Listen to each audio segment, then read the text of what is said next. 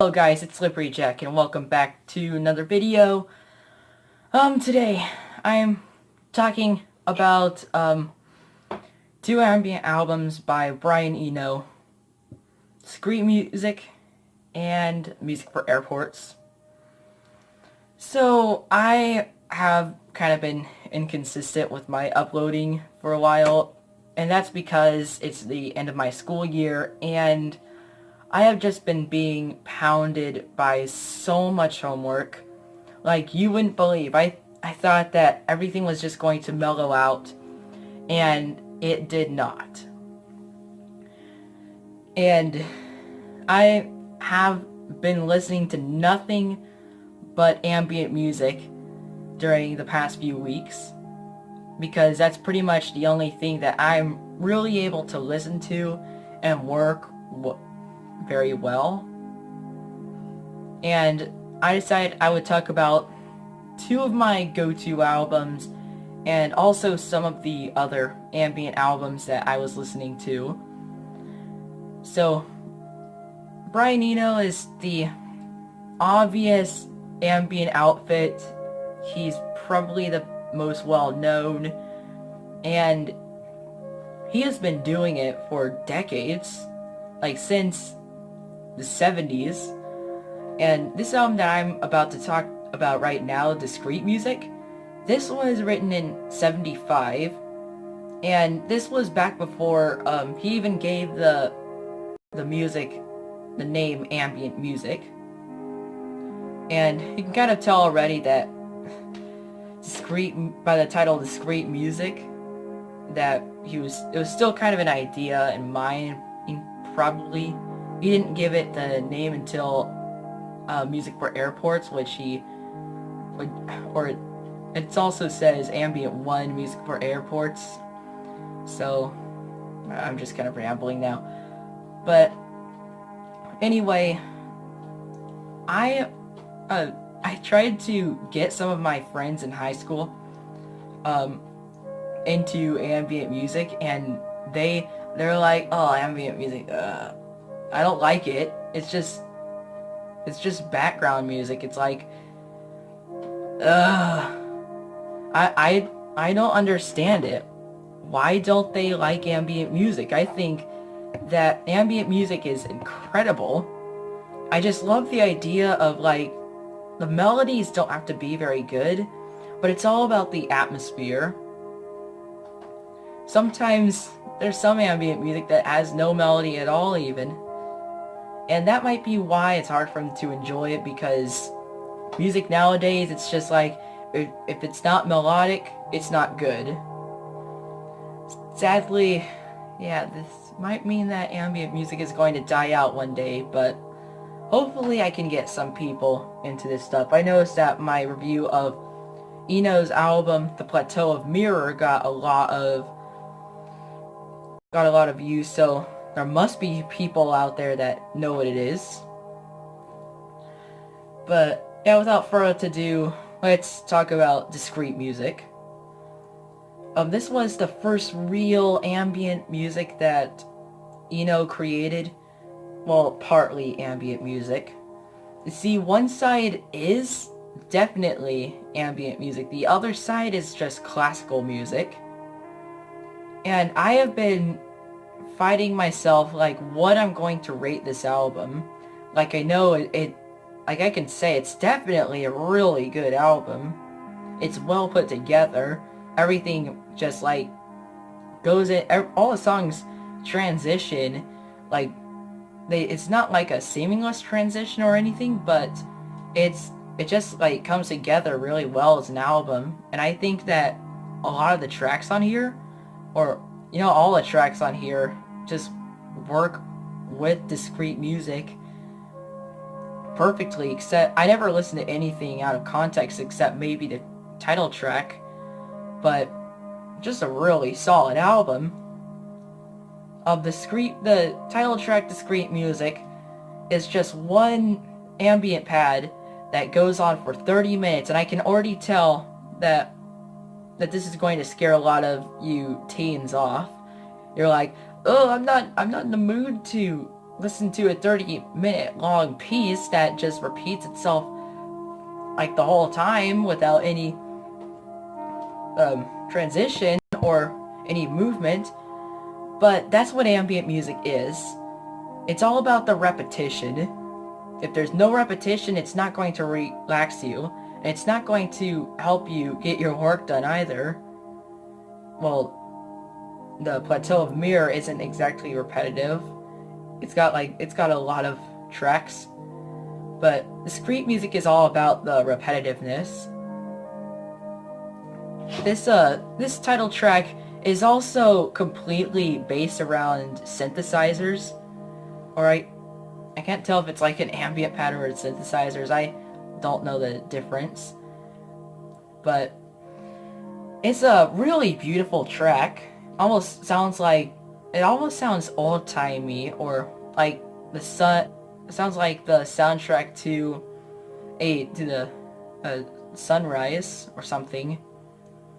So yeah, really nice track. Then on the other side, it's just classical music. It's not really, I don't consider classical music to be a form of ambient music, because ambient music is all about creating an atmosphere, and that's what Discrete music does.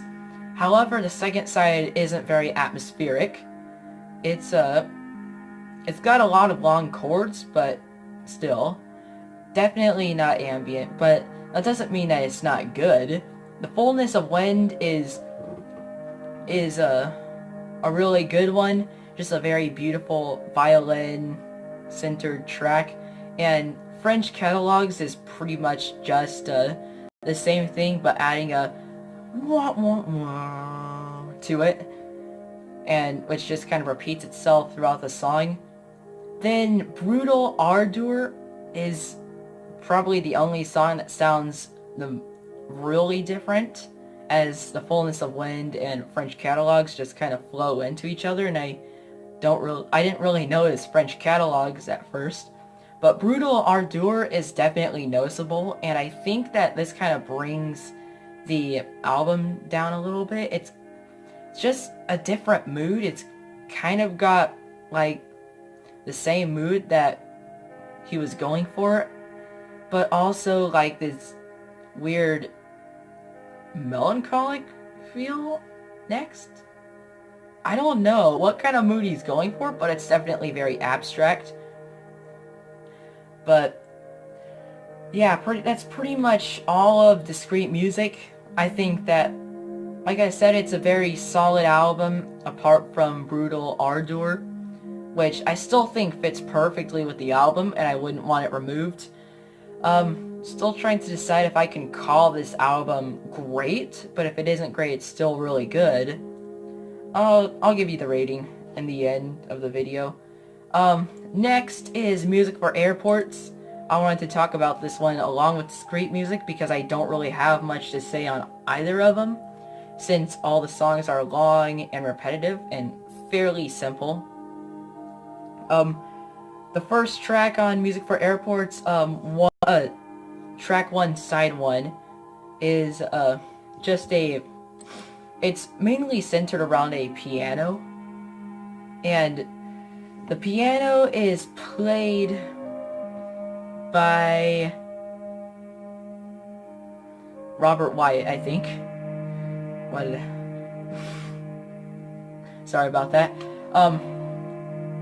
Robert Wyatt's piano is very well executed, and as the song goes on, like as the piano loops, there's like these synthesizers that come in, and it really brings the song to life. Almost feels like you're flying and you're looking down at all these beautiful landscapes.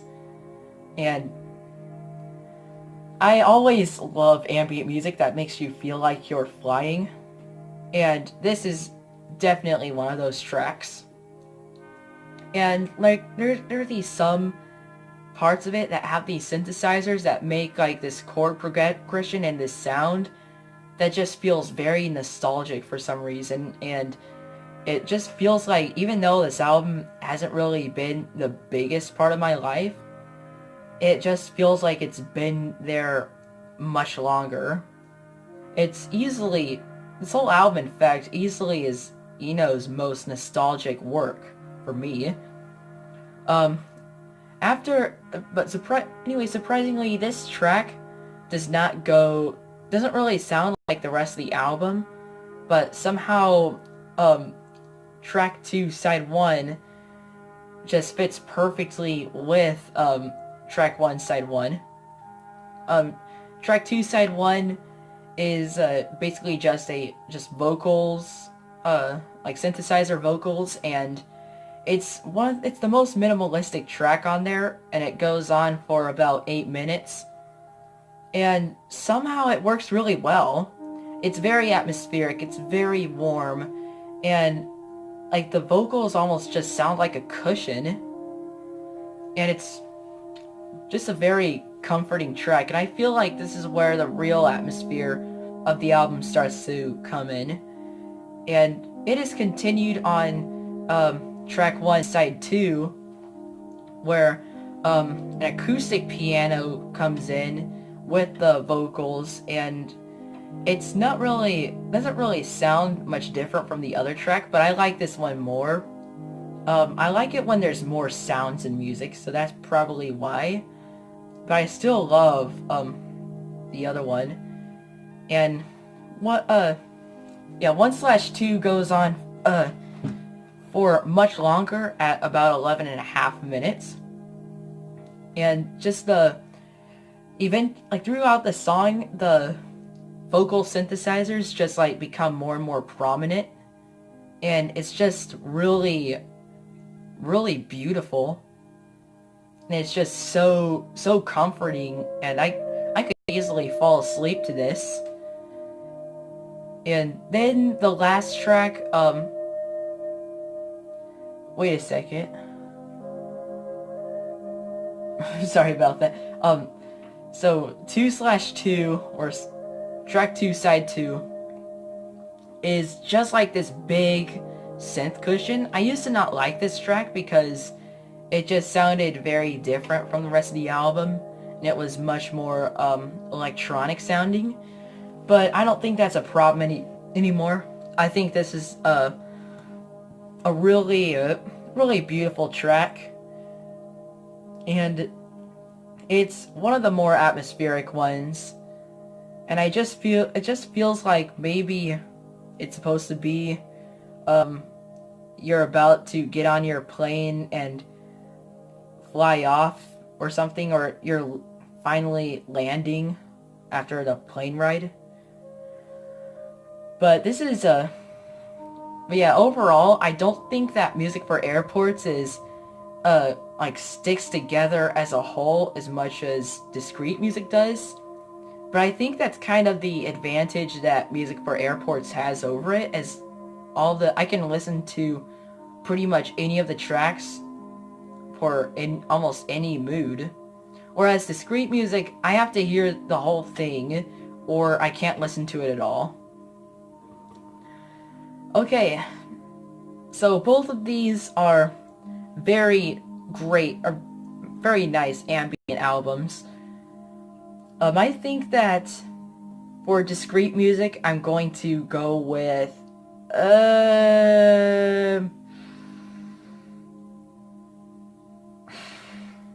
I really don't know what I'm gonna give Discrete music. Okay, how about a 79 out of 100. Maybe tomorrow it'll be an 80, but I'm just feeling like it's more of a 79. And also I think Discrete music is just so beautiful that I have to say that I think I can say this is great. But I'm still gonna stick with the rating of a 79. And for Music for Airports, I decided I'm going to go with an 88 out of 100. By the way, you saw my review of the Plateau of Mirror. I gave it I gave that album a 93, and I don't think it's still worthy of that album, maybe a 90. And Music for Airports, that means Okay, music for airports is a 90.